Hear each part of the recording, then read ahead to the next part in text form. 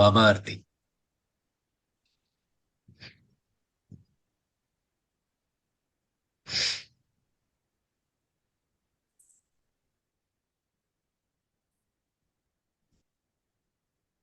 ओम साई नमः ओम साई नमः हर हर बोले साई नमः ओम साई नमः ओम साई नमः हर हर बोले साई नमः ओम साई नमः ओम साई नमः हर हर बोले साई नमः ओम साई नमः ओम साई नमः हर हर बोले साई नमः अनंत कोटि ब्रह्मांड नायक राजाधिराज योगी राज अनंत कोटि ब्रह्मांड नायक राजाधिराज योगी राज अनंत कोटि ब्रह्मांड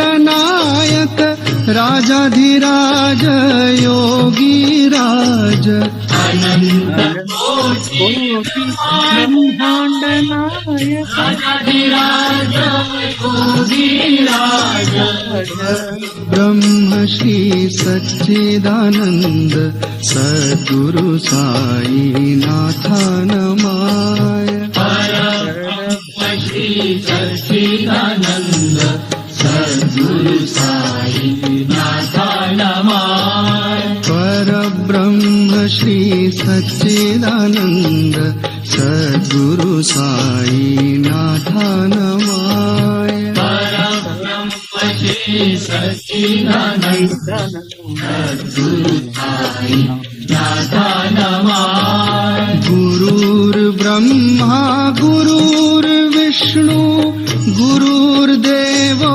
महेश्वरा गुरुर्ब्रह्मा गुरुर्विष्णु गुरुर्देवो महेश्वरा गुरुर्ब्रह्मा गुरुर्विष्णु गुरुर्देवो महेश्वरा गुरुर्ब्रह्मा गुरुर्विष्णु गुरुर्देवो महेश्वरा பியூட்டிஃபுல். ரொம்ப ரொம்ப நல்லா இருந்தது. அப்படியே ஆனந்தமா அதுலயே மதன்றதுதான். Very nice. Thank you, sir. Thank you Thank you. Vasaviji. Thank you, sir. Thank you ji. Lakshmi Gopal ji. जय श्री कृष्ण जी। जय श्री कृष्ण जी. सत्वं सुखे संजयति तदधर्मणि भारत ज्ञानमावृत्य तुम प्रमादे सञ्चयत्युत। ब्यूटिफुल. माञ्चयो व्याविचारेण भक्तियोगेन सेवते सगुणान् समतीत्येतान् ब्रह्मभूयाय कल्पते। Very nice ji. Very nice. Jai Shri Krishna. Thank you. Thank you ji. Jai Shri Krishna எல்லாருக்கும். இன்னைக்கு சஸ்வர் 14வது அத்தியாயத்தோட என்னோட சஸ்வர் முடிஞ்ச அப்புறமா குல்கல் முறையில 3 பேரு வந்து நீங்களும் சஸ்வர் சொல்லலாம். 9 ஸ்லோகம் சொல்லலைன்னா 27 ஸ்லோகங்கள் முடியும். அந்த மாதிரி பிளான் பண்ணியிருக்கோம் இன்னையோட நாள். ஜெய் ஸ்ரீ கிருஷ்ணா.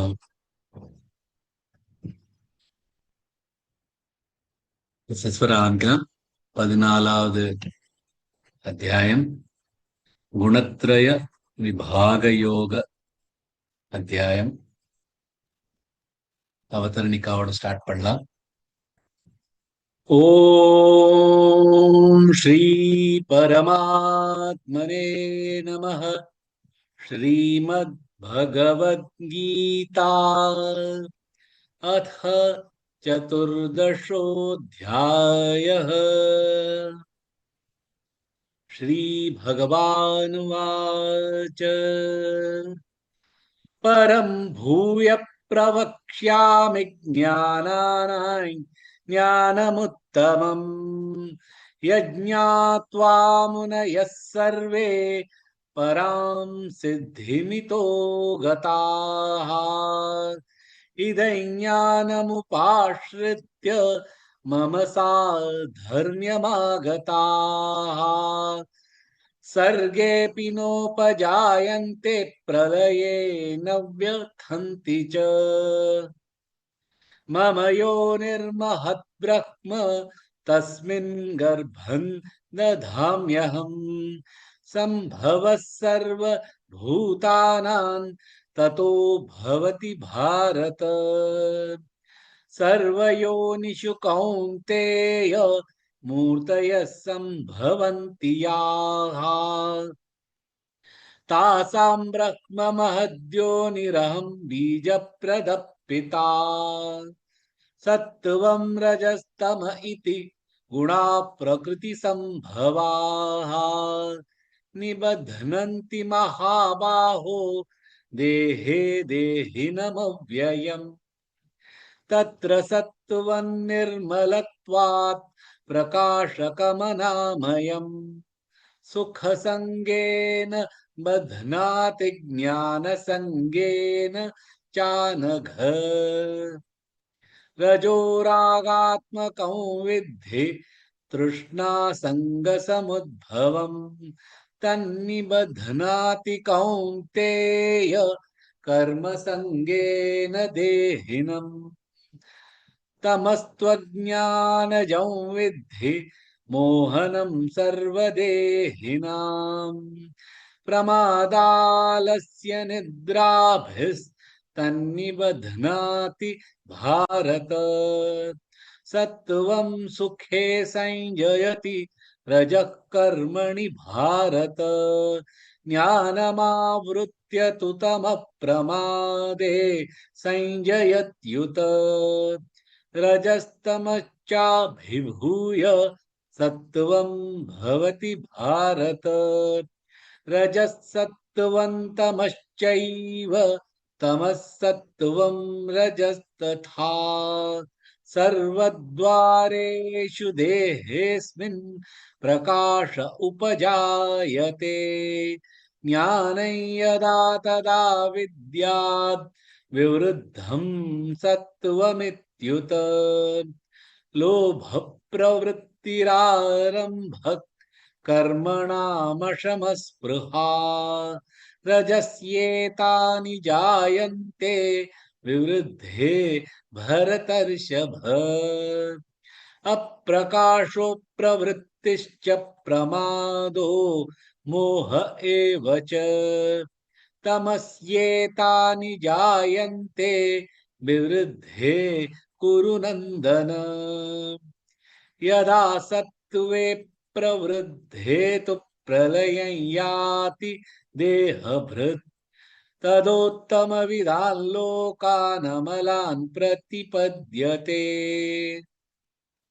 रजसि प्रलयं गत्वा कर्मसङ्गिषु जायते तथा प्रलीनस्तमसि मूढयोनिषु जायते कर्मणः सुकृतस्याहुः सात्विकं निर्मलं फलम् रजसस्तु फलं दुःखमज्ञानं तमसः फलम् सत्त्वात् संजायते ज्ञानं रजसो लोभ एव च प्रमादमोहौ तमसो भवतो ज्ञानमेव च ऊर्ध्वं गच्छन्ति सत्त्वस्था मध्ये तिष्ठन्ति राजसाः जघन्यगुणवृत्तिस्था अधो गच्छन्ति तामसाः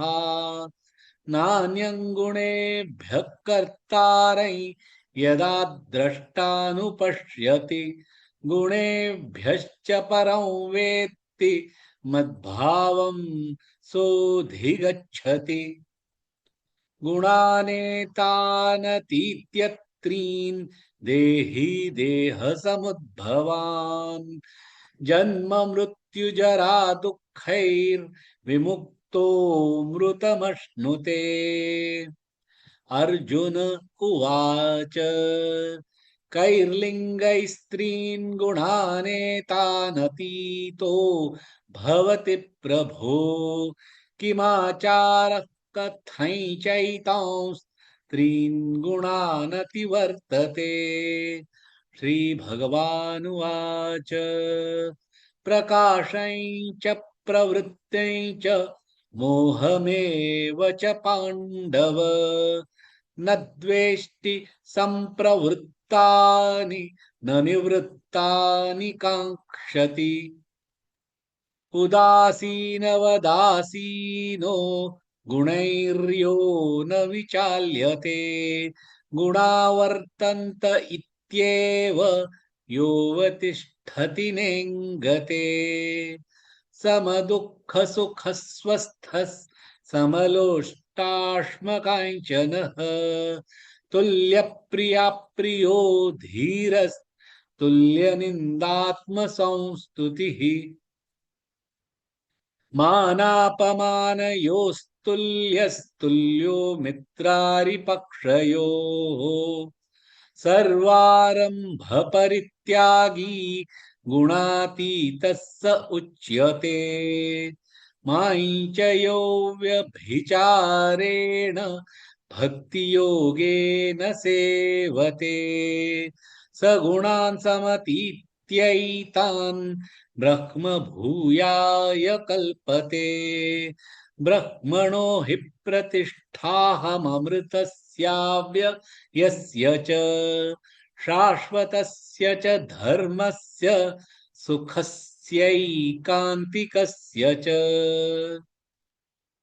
ॐ तत्सदिति श्रीमद्भगवद्गीतासु उपनिषत्सु ब्रह्मविद्यायां योगशास्त्रे श्रीकृष्णार्जुनसंवादे गुणत्रयविभागयोगो नाम चतुर्दशोऽध्यायः।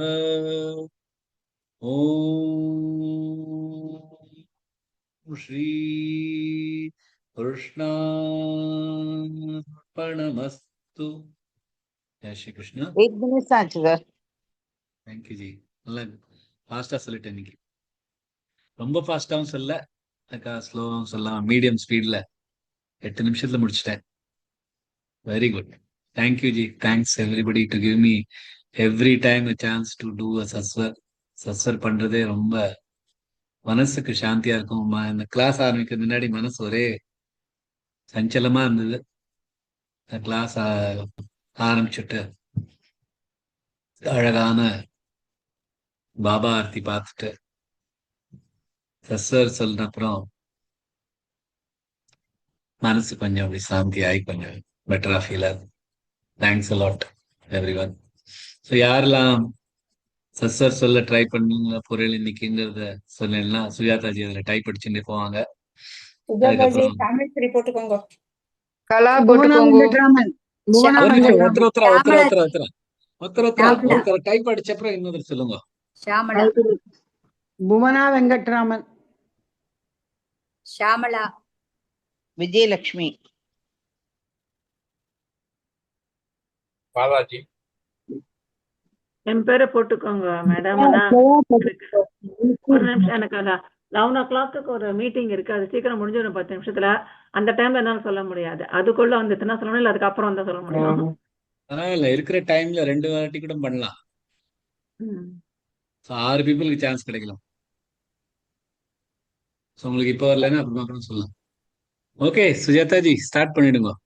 கவிதாஜி போட்டுக்கோங்க. ஜெயா போட்டுண்டேலாமா? போட்டுண்டோம். Okay, thanks sir.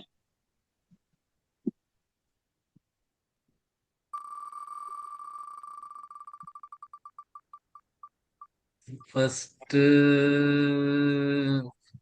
எப்படி அல்பபெட்டிக்கல் ஆர்டர் உல்டா வருது?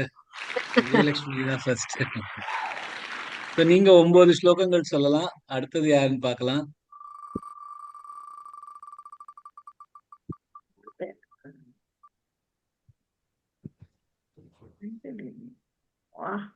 இல்லைங்க பார்டர்ல தப்பு. பார்டர்ல வந்து அமலாஜி நீங்க 2வது 10லேருந்து 18, பாலாஜிஜி 19லேருந்து 27 இன்க்ளூடிங் புஷ்பிகா.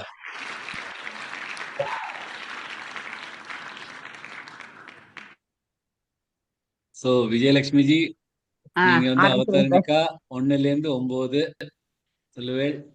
அப்புறம் ஷாம்லாஜி 10லேருந்து 18, அப்புறம் பாலாஜிஜி 19லேருந்து புஷ்பிகா. ஆரம்பிக்கவா சார்? ஆரம்பிக்கலாம். ஓம் ஸ்ரீ பரமாத்மனே நமக. ஸ்ரீமத் பகவத்கீதா அத்த சதுர்தசோऽध्यायः. ஸ்ரீ பகவானுவாச்ச பரம் பூயः பிரவக்ஷ்யாமி ஞானமுத்தமம் யஜ்ஞாத்வா முனயः சர்வே பராம் சித்திமிதோ கதாः. இதை ஞானமுபாசித்ய மம சாதர்ம்யமாகதாः. சர்கேऽपि நோபஜாயन्ते பிரலயே न व्यतन्ति च. मम योनिर्महद्ब्रह्म तस्मिन् गर्भं ददाम्यहं. सम्भवः सर्वभूतानां ततो भवति भारत. सर्वयोनिषु कौन्तेय मूर्तयः सम्भवन्ति याः. तासां ब्रह्म महत् योनिरहं बीजप्रदपिता. सत्वं रजस्तम इति गुणाः प्रकृतिसम्भवाः. निबध्नन्ति महाबाहो देहे देहिनमव्ययम्. तत्र सत्त्वन्निर्मलत्वात् प्रकाशकमनामयम्. सुखसङ्गेन बध्नादिज्ञानसङ्गेन चानग. रजोरागात्मगौ विद्धि तृष्णासङ्गसमुद्भवम्. तन्निबध्नाति कौन्तेय कर्मसङ्गेन देहिनम्. तमस्त्वज्ञानजौ विद्धि मोहनं सर्वदेहिनां. प्रमादालस्य निद्राभिस्तन्निबध्नाति भारत. सत्वं सुखे संजयति रजः कर्मणि भारत. ज्ञानमावृत्य तु तमः प्रमादे संजयत्युत. கரெக்டா இருந்தா சார்? रजस्तमश्चाभिभूय सत्त्वं भवति भारत. रजः सत्त्वं तमश्चैव तमः सत्त्वं रजस्तथा. सर्वद्वारेषु देहेऽस्मिन् प्रकाश उपजायते. ज्ञानै यथा तथा विद्यात् विवृद्धं सत्त्वमित्युत. लोभप्रवृत्तिरारम्भः कर्मणामशमस्पृहा. रजस्येतानि जायन्ते विवृद्धे भरतर्षभ. अप्रकाशो प्रवृत्तिश्च प्रमादो मोह एव च. तमस्येतानि जायन्ते विवृद्धे कुरु नन्दन. यथा सत्त्वे प्रवृत्ते तु प्रलयै यादितेहभृत्. ततोत्तमविदाल्लोकान् अमलान् प्रतिपद्यते. रजसि प्रलयं गत्वा कर्मसङ्गिषु जायते. तथा प्रलीनस्तमसि मूढयोनिषु जायते. कर्मणः कृतस्याहुः सात्विकं निर्मलं फलम्. रजसस्तु फलं दुःखमज्ञानं तमसः फलम्.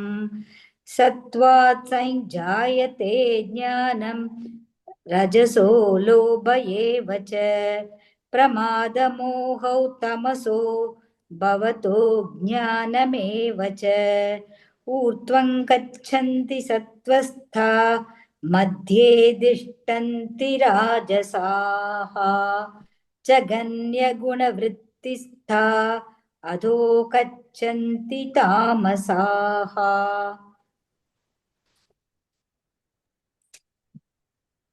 जय श्री कृष्ण सर।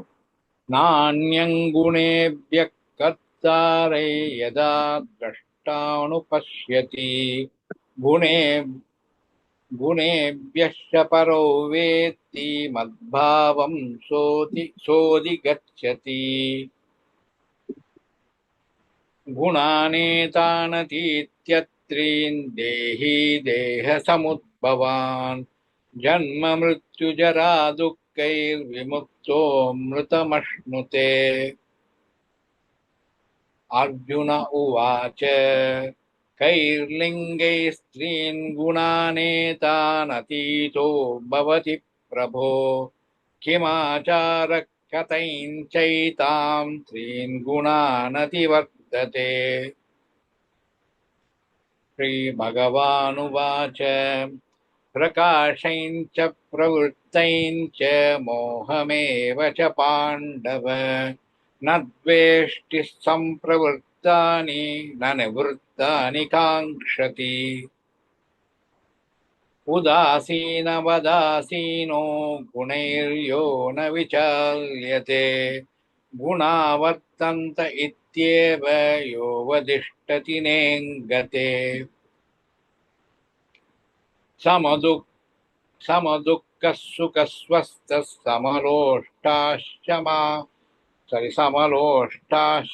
समलोष्टाश्मकाञ्चनः तुल्यप्रिया प्रियो धीरस्तुल्यनिन्दास्तमः संस्तुतिः। मानापमानयोस्तुल्यस्तुल्यो मित्रारिपक्षयोः सर्वारम्भपरित्यागी गुणातीतः स उच्यते।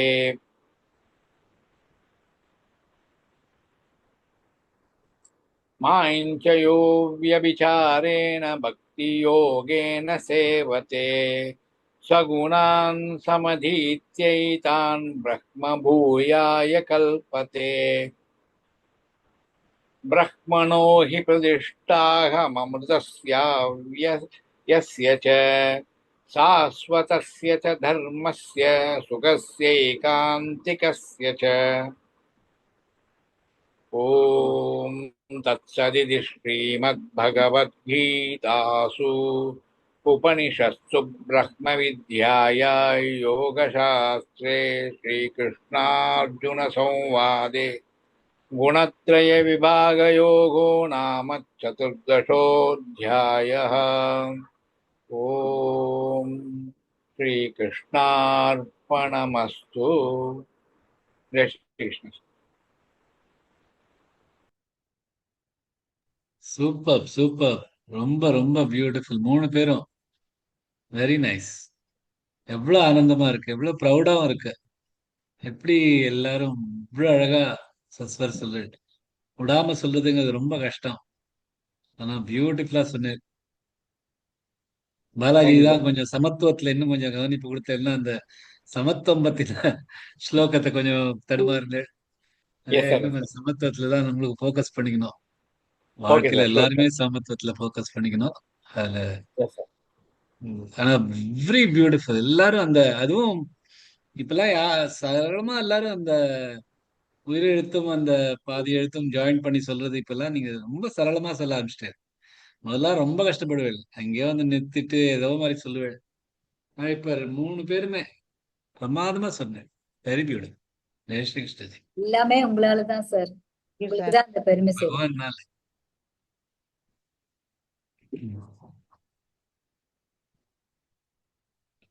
அடுத்த 3 பேர் பார்க்கலாமா? சுஜாதாஜி உங்க பேர் போடலையா? போட்டிருக்கேனே சார். என்ன பார்டர் லைனா? பார்டர். இல்ல இல்ல Kameshwari. ராமேஸ்வரிஜி.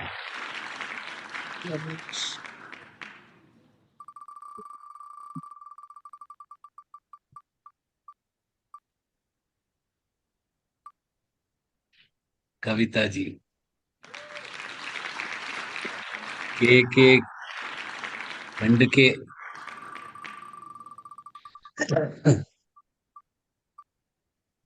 மூணாவதும் K. Very nice, very nice. So 3 பேர். ஆரம்பிக்கட்டுமா sir? First Kameshwari ji 1 to 9, Kavita ji 10 to 18, and Kala ji 19 to 27. S.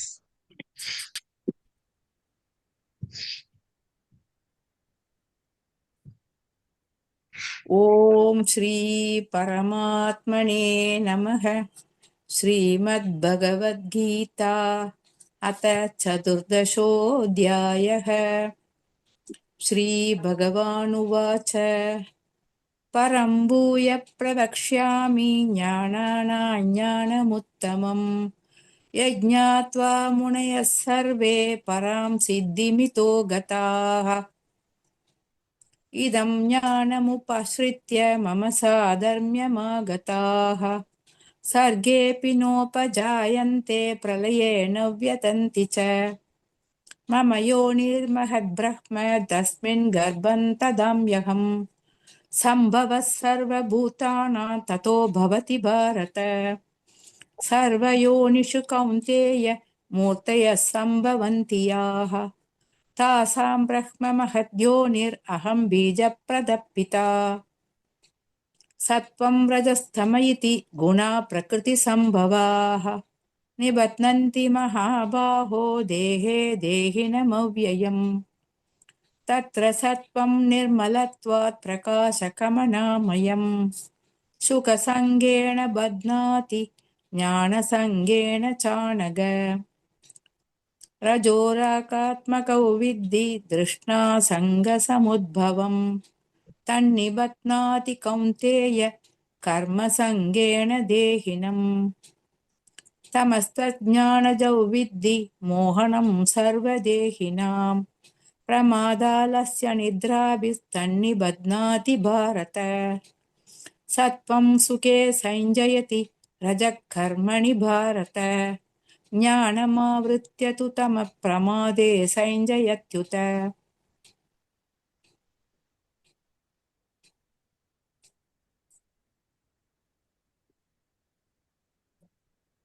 Jai Shri Krishna. रजस्तमश्चापि भूय सत्त्वं भवति भारत रजसत्त्वं तमश्चैव तमसत्त्वं रजस्तथा सर्वद्वारेषु देहेऽस्मिन् प्रकाश उपजायते ज्ञानं यथा तथा विद्यात् विवृतं सत्त्वमित्युत लोपप्रवृत्ति प्रारम्भः कर्मणामसमस्रुपा रजस्येतानि जायन्ते विवृते परदर्शप अप्रकाशो प्रवृत्तिश्च प्रमादो मोहमेव च तमस्येतानि जायन्ते विवृते कुरुनन्तन यथा सत्त्वे प्रवृत्ते तु प्रलये याति देहभृत् ततोऽत्मविता लोकानमलान् प्रदपत्यते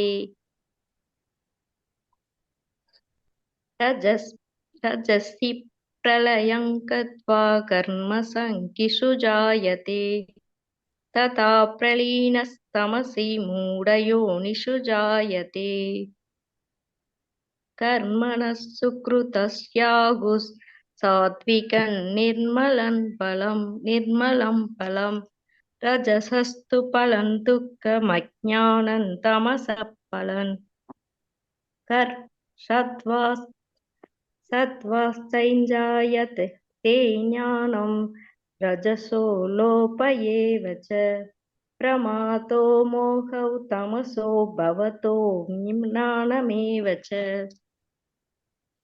ऊर्ध्वं गच्छन्ति सासिस्वस्ता मध्ये तिष्ठन्ति राजसाः जगन्यगुणवृत्तिस्ता अधो गच्छन्ति तामसाः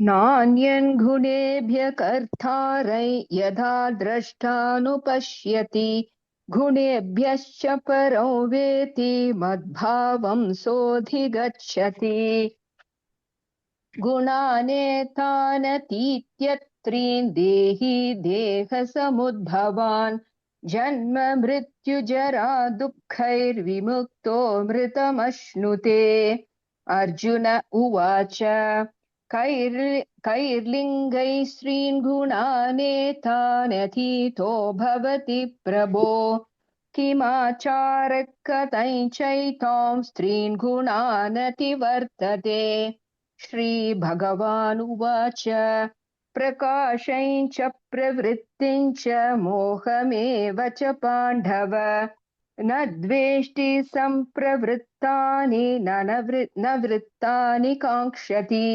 उदासीनवदासीनो गुणैर्यो न विचाल्यते गुणा वर्तन्त इत्येव योऽवतिष्ठति नेङ्गते समदुःखस्वस्थः समलोष्टाश्मकाञ्चन तुल्यप्रिया प्रियो धीरस्तुल्यनिन्दात्मसंस्तुति मानापमानयोस्तुल्यस्तुल्यो मित्रारिपक्षयोः सर्वारम्भ परित्यागी गुणातीत स उच्यते माञ्चयो व्यभिचारेण भक्तियोगेन सेवते सगुणान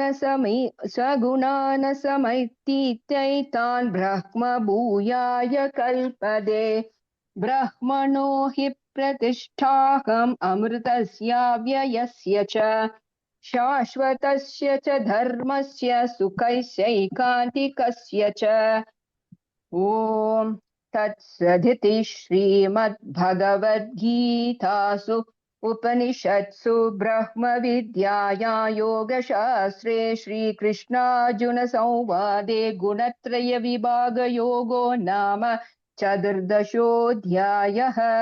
ॐ श्रीकृष्णार्पणमस्तु। Thank you, sir.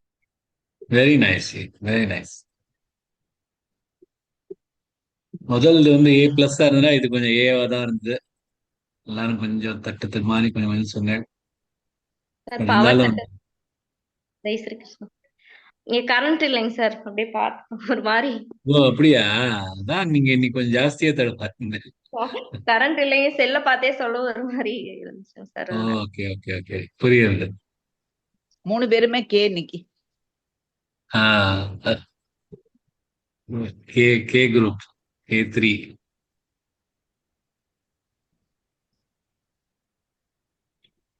Okay, one more round பண்ணலாம். Sujata ji, if you are keen. No, you said you were tired, so I was just wondering whether. என்னோட கேட்கறதுல என்னமா கஷ்டம்?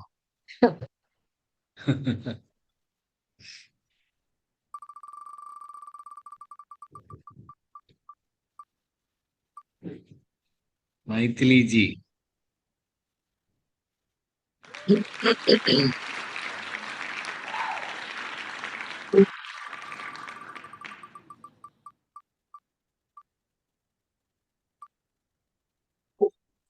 भोना जी.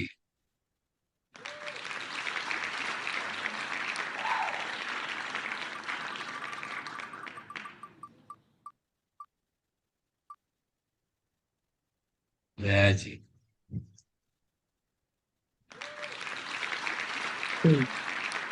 எங்க அட்மின் குரூப்ல இருந்து யாருக்கும் சான்ஸ் கிடைக்கல. உங்களோட சான்ஸ்ல நான் தான் எடுத்துட்டேன். அதான் அட்மின்க்கு கிடைக்க மாட்டேன். Can I also join in, sir?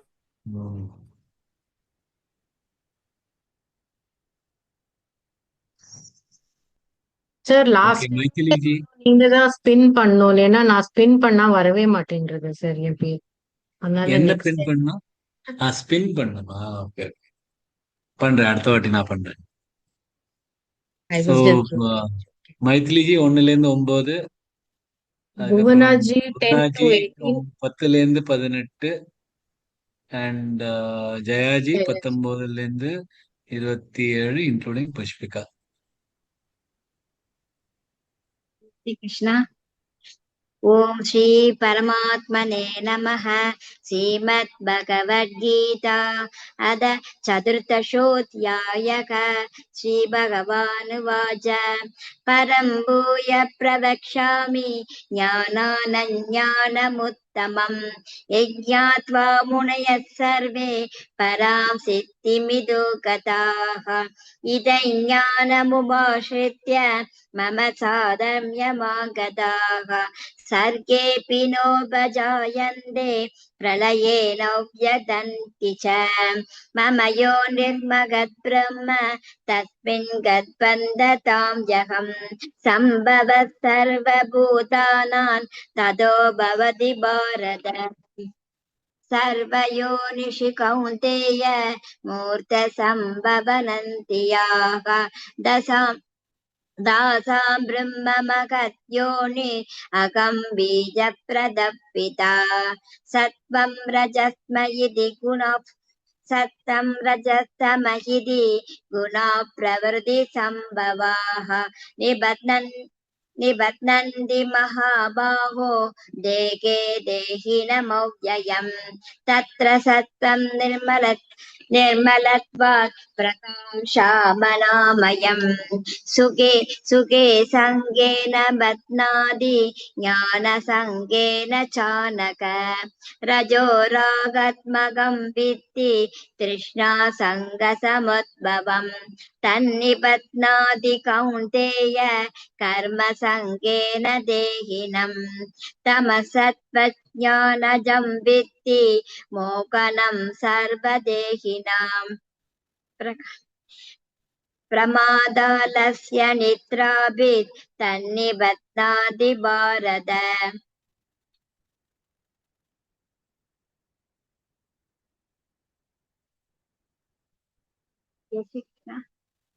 நைன்த்ல இருந்து இல்லையா?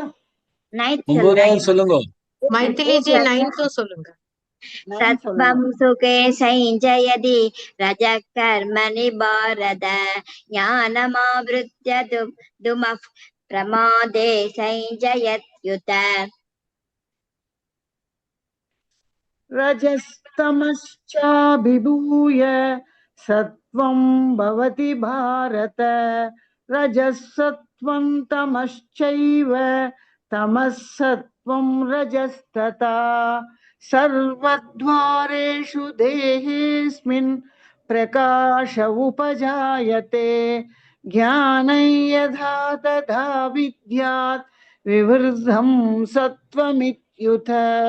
लोभः प्रवृत्तिरारम्भः कर्मणामशमस्पृहा।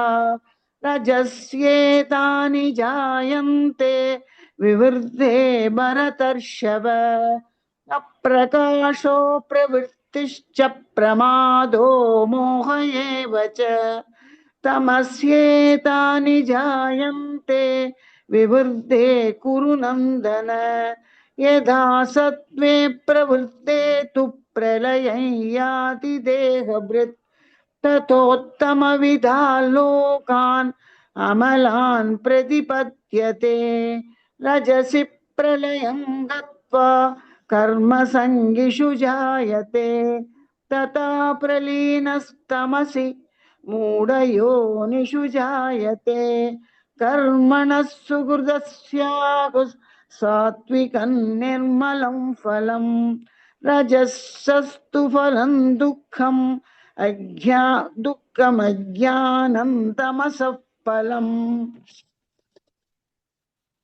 सत्त्वात् संजायते ज्ञानं रजसो लोभ एव च। प्रमादमोहौ तमसो भवतो ज्ञानमेव च। ऊर्ध्वं गच्छति गच्छन्ति सत्त्वस्ता मध्ये तिष्ठन्ति राजसाः जगन्गुणवृत्तिस्ता अधो गच्छन्ति तामसाः। जय श्री कृष्ण सर। नान्यङ्गुनेभ्यः कर्तारमयि यदा दृष्टानुपश्यति गुणेभ्यश्च परौ वेति मद्भावं सोऽधिगच्छति गुणानेतानदीत्यत्रीन् देहि देहसमुद्भवान् जन्म मृत्यु जरा दुःखैर्विमुक्तो मृतमश्नुते। अर्जुन उवाच कैर्लिङ्गैः श्रीगुणानेतान् अतितो भवति प्रभो किमाचारः कथं चैतान् स्त्रीन् गुणानधिवर्तते। श्रीभगवानुवाच प्रकाशञ्च प्रवृत्तिञ्च मोघमेव च पाण्डव न द्वेष्टि सम्प्रवृत्तानि न निवृत्तानि काङ्क्षति। उदासीनवदासीनो गुणैर्यो न विचाल्यते गुणा वर्तन्त इत्येव योऽवतिष्ठति नेङ्गते। समदुःखसुखस्वस्थः समलोष्टाशमकाञ्चनः तुल्यप्रिया प्रियो धीरस्तुल्यनिन्दात्मसंस्तुतिः मानापमानयोस्तुल्यो मित्रारिपक्षयोः सर्वारम्भपरित्यागी गुणातीतश्च उच्यते। वाञ्छयो व्यभिचारेण भक्तियोगेन सेवते स गुणान् समधीत्यैतान् ब्रह्मभूयाय कल्पते। ब्रह्मणो हि प्रतिष्ठाहम् अमृतस्याव्ययस्य च शाश्वतस्य च धर्मस्य सुखैस्यैकान्तिकस्य च। ॐ तत्सदिति श्रीमद्भगवद्गीतासु उपनिषत्सु ब्रह्मविद्यायै योगशास्त्रे श्रीकृष्णार्जुन संवादे गुणत्रयविभागयोगो नाम चतुर्दशोऽध्यायः। ॐ श्रीकृष्णार्पणमस्तु। जय Shri Krishna sir. Wonderful, very very nice. 3 பேர் நம்ம எல்லாம் சொன்னேன். இருக்கிறது இப்ப 2 பேர் தான், சுஜாதாஜி, ஜெயஸ்ரீஜி. நீங்களும் சொல்லிடுங்க. சார் அப்ப என்னையும் ஆட் பண்ணிக்கலாம் சார். ஆட் பண்ணிடலாம், போச்சு. அதுக்கு வேணா இப்ப யார் முதல்ல சொல்வார்னு வேணா சுத்தி பார்க்கலாம். ஃபர்ஸ்ட் யார் சொல்ல போறா? ஜெயஸ்ரீஜி இருக்கீங்களா? ஜெயஸ்ரீஜி இல்லையா? நீங்க ஜெயஸ்ரீஜி first சொல்லுங்கம்மா. நீங்க சொல்லுங்க, நான் கடைசியில சொல்றேன். கடைசியில. ஓகே, நீங்க ஓகே சரி. அப்போ சுஜாதாஜி நீங்க ஆரம்பிச்சிருங்க. Okay fine. நீங்க ஆரம்பிச்சுங்க. சுபஸ்ரீஜி 10லேருந்து 18 சொல்லட்டும். ஜெயஸ்ரீஜி 19லேருந்து சொல்லுங்க.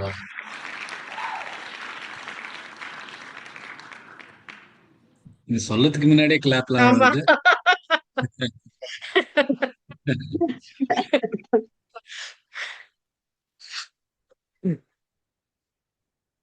ओम श्री परमात्मने नमः।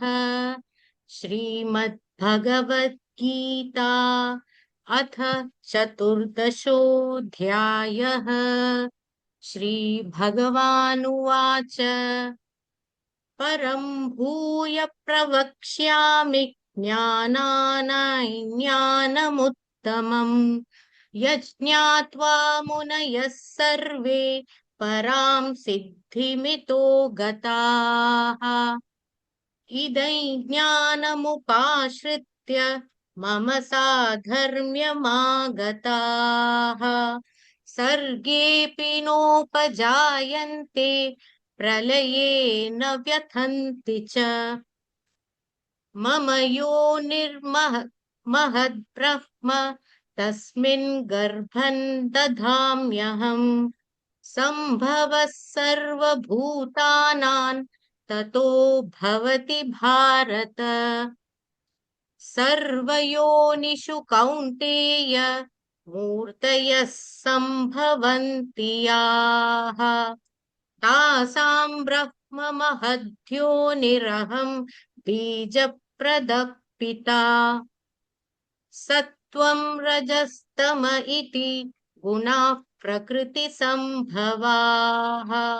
निबध्नन्ति महाबाहो देहे देहिनमव्ययम् तत्र सत्त्वं निर्मलत्वात् प्रकाशकमनामयम् सुखसङ्गेन बध्नाति ज्ञानसङ्गेन चानघ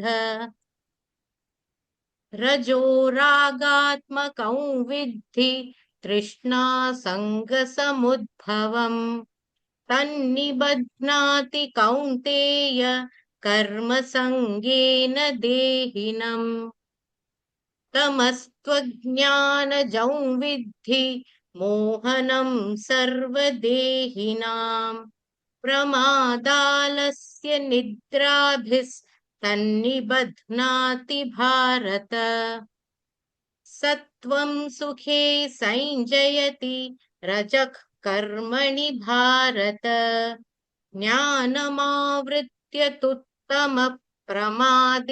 संजयत्युत रजस्तमश्चाभिभूय सत्त्वं भवति भारत रजः सत्त्वं तमश्चैव तमः सत्त्वं रजस्तथा सर्वद्वारेषु देहेऽस्मिन् प्रकाश उपजायते ज्ञानै यदा तदा विद्यात् विवृद्धं सत्त्वमित्युत लोभः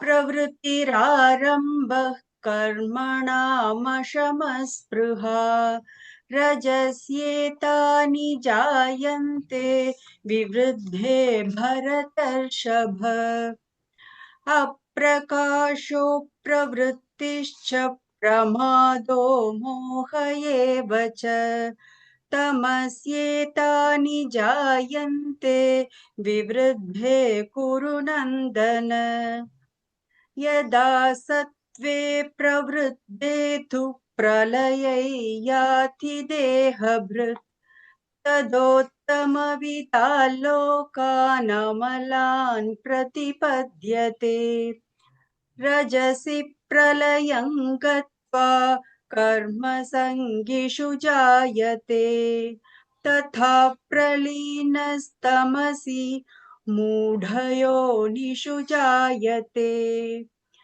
कर्मणः सुकृतस्याहुः सात्विकं निर्मलं फलम् रजसस्तु फलं दुःखमज्ञानं तमसः फलम् सत्त्वात् संजायते ज्ञानं रजसो लोभ एव च प्रमादमोहौ तमसो बभतो ज्ञानमेव च ऊर्ध्वं गच्छन्ति सत्त्वस्था मध्ये तिष्ठन्ति राजसाः जघन्यगुणवृत्तिस्था अधो गच्छन्ति तामसाः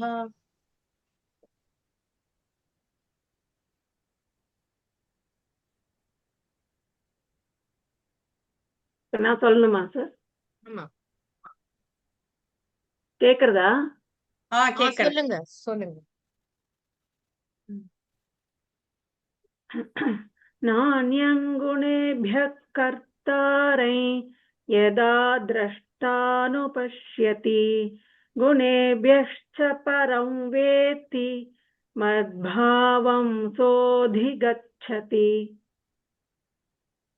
गुणानेतानतीत्यत्रीन् देहि देहसमुद्भवान् जन्म मृत्युजरा दुःखैर्विमुक्तो मृतमश्नुते।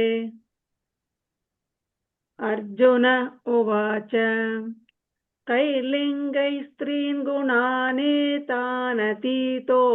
भवति प्रभो किमाचारः कथञ्चैतांस् त्रिगुणानातिवर्तते। श्रीभगवानुवाच प्रकाशञ्च प्रवृत्तिञ्च मोहमेव च पाण्डव न द्वेष्टि सम्प्रवृत्तानि न निवृत्तानि काङ्क्षति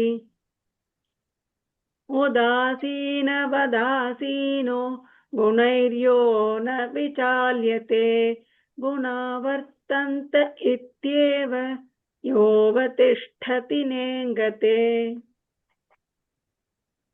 समदुःखसुखस्वस्थः समलोष्टाश्मकाञ्चनः तुल्यप्रियाप्रियो धीरस्तुल्यनिन्दात्मसंस्तुतिः मानापमानयोस्तुल्यस्तुल्यो मित्रारिपक्षयोः सर्वारम्भ परित्यागी गुणातीतः स उच्यते। मां च यो व्यभिचारेण